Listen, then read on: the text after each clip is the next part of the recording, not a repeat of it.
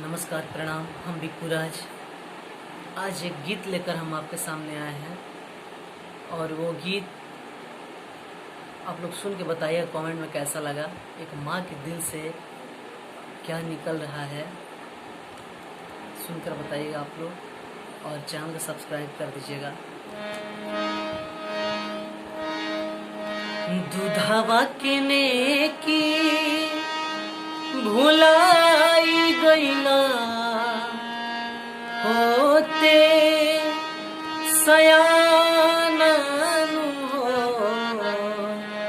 शादी हो के माई बाबू भैले पराया, कैसन जमाना हो।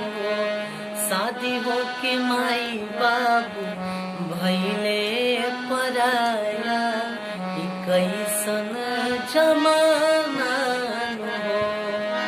एक माँ के दिल से क्या निकल रहा है। अपने उपास रह के तोहा के खियावनी, बाकी कब तोहरा के भूखे ना सुतावनी। अपने उपास रह के तोहा के खियावनी, बाकी कब तोहरा के भूखे ना सुतावनी। कह रही है रोके दूधवा के नेकी भुलाई गईला होते सयाना हो।